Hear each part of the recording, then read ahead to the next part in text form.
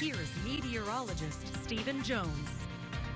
Well, looking out there today, we could see plenty of cloud cover. Not too thick. We could still see the sun through it some, but overall that cloud cover continuing into tonight, and with the southerly flow as well being sustained, not going to see overnight lows dip too much further. At the 10 p.m. hour, we're already down to about that 51-degree mark here in town. Off to the north, seeing that 49-degree mark in Ballinger right now, 50 for both Sterling City and Robert Lee.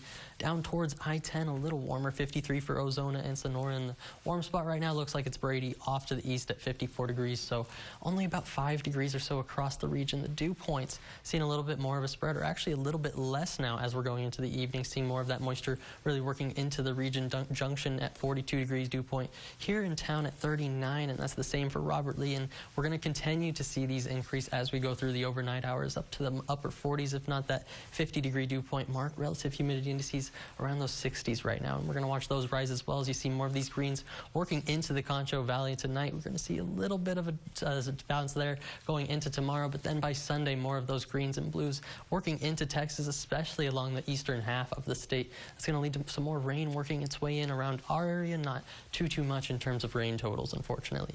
Upper level pattern showing you these short waves working their way through the United States. By Sunday, here's that first shortwave trough. Going to bring a nice cold front through the region, dropping us back into the 60s. But then look at this one by the middle of next week, digging right down overhead for Texas. That's looking quite a bit stronger. Going to be about a 20-degree drop or a 15-degree drop from those 60s really down into the lower 50s. It looks like potentially an overnight lows from those 40s back into the freezing levels. For national satellite, we're still looking at all that cold air well off to the north, negative temperatures into Minnesota.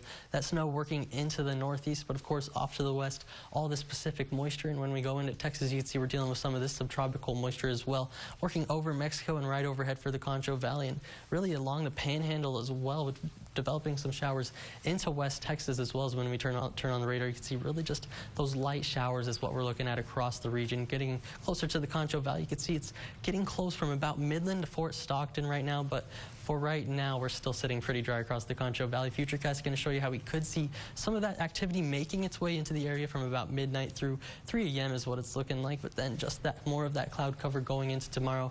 Could see some of that sunshine into the afternoon is going to warm us up into the 70s is what it looks like, and then going into your Saturday, that's where we really start to see, after we get into the afternoon hours, look at this, just sunny skies is what we're going to look at going into Saturday. So really just going to be a beautiful weekend ahead.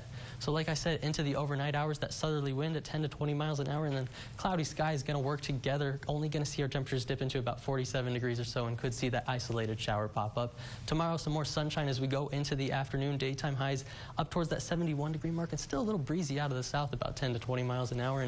But then it's going to be a beautiful weekend ahead in the 70s, 75 by Sunday. We see that first cold front working in, dropping us to the 60s for Monday, and then we see that stronger cold front working in from Wednesday to Thursday, where overnight lows could push back to freezing and daytime highs into the 50s. That's all for your 7-day forecast, but stick around for more KSAN News.